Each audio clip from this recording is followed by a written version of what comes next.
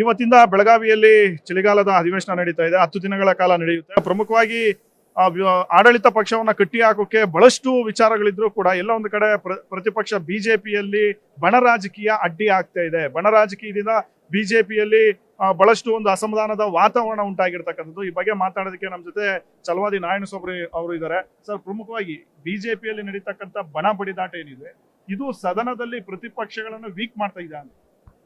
ಇಲ್ಲ, ಬಣ ಬಡಿದಾಟ ನಮ್ಗೆ ಏನಿಲ್ಲ. ಅದೇ ಹೊರಗಡೆ ಎಲ್ಲೋ ಕಾಣ್ಬೋದು, ಕಾಂಗ್ರೆಸ್ನವ್ರು ಹೇಳ್ಕೊಳ್ತಾರೆ ಅಷ್ಟೇ. ಅವ್ರಿಗೆ ಒಂದು ಇದಿದೆ, ಇವರು ಬಣ ಬಡಿದಾಟದಲ್ಲಿ ನಾವು ಗೆದ್ದು ಬಿಡ್ತೇವೆ ಅಂತ. ಆ ಥರದ್ದು ಏನೂ ಇಲ್ಲ. ಇವತ್ತು ಈಗಾಗಲೇ ಎಲ್ಲರೂ ಸೇರಿ ಇವತ್ತು ಪ್ರಾರಂಭ ಆಗಿದೆ. ಈಗ ಮೇಲ್ಮನೆಯಲ್ಲಿ ನಾವು ವಕ್ತ ವಿಚಾರದಲ್ಲಿ ನಿಲುವಳಿ ಸೂಚನೆಯನ್ನು ಮಂಡಿಸಿದ್ದೇನೆ. ಮಂಡಿಸಿದ ತಕ್ಷಣ ಒಪ್ಕೊಂಡಿದ್ದಾರೆ, ಚರ್ಚೆಗೆ ಕೊಡ್ತಿದ್ದಾರೆ. ಎಲ್ಲ ವಿಷಯಗಳಿಗೂ ಉತ್ತರ ಬರಲೇಬೇಕು. ಅದಕ್ಕಾಗಿ ನಮ್ಮ ಹೋರಾಟ ನಡೆದಿದೆ. ಎರಡೂ ಸದನದಲ್ಲಿ ಉತ್ತಮವಾದ ಹೋರಾಟವನ್ನು ನಾವು ಕೊಡ್ತೇವೆ.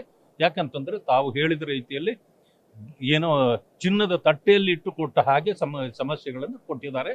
ಅದಕ್ಕೆ ಅವರು ಉತ್ತರ ಕೊಡದಾದಂಥ ಪರಿಸ್ಥಿತಿ ಉದ್ಭವ ಆಗ್ತಾ ಇದೆ. ಅದರಿಂದ ಮಾಡ್ತೇವೆ. ಅಸೆಂಬ್ಲಿಯಲ್ಲಿ ಸರ್, ಯತ್ನಾಳು ಮತ್ತೆ ರಮೇಶ್ ಜಾರಕಿಹೊಳಿ ಅವರ ನಡೆ ಬಿಜೆಪಿ ನಾಯಕರಿಗೆ ಒಂದು ರೀತಿ ಟೆನ್ಷನ್ ತಂದು ಇಟ್ಟಿದೆ ಅಂತ. ಯಾಕಂದ್ರೆ ಸ್ವಪಕ್ಷೀಯ ನಾಯಕರಿಗೆ ಪದೇ ಪದೇ ಅವರು ಮುಜುಗರ ಉಂಟು ಮಾಡ್ತಿದ್ದಾರೆ. ಇಲ್ಲ, ಸದನದ ಒಳಗಡೆ ಆ ರೀತಿ ಆಗೋದಿಲ್ಲ. ಇವತ್ತು ನೀವು ನೋಡಿದ್ದೀರಿ, ಇವತ್ತು ಆಗೋದಿಲ್ಲ. ನಿನ್ನೆನೂ ಕೂಡ ಅವರೇ ಸ್ಟೇಟ್ಮೆಂಟ್ ಮಾಡಿದ್ದಾರೆ, ನಮ್ದೇನಿಲ್ಲ, ಅಶೋಕ್ ಅವರ ನೇತೃತ್ವದಲ್ಲಿ ನಾವೆಲ್ಲರೂ ಸೇರಿ ಕೆಲಸ ಮಾಡ್ತೀವಿ ಅಂತ. ನಮ್ಮಲ್ಲೂ ಕೂಡ ಅದೇ ರೀತಿ.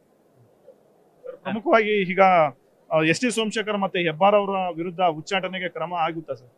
ಅದು ಪಕ್ಷದ ಹೈಕಮಾಂಡ್ಗೆ ಬಿಟ್ಟ ವಿಷಯ. ವರಿಷ್ಠರು ತೀರ್ಮಾನ ಮಾಡಿದ್ರೆ ಅದು ಆಗ್ಬಹುದು.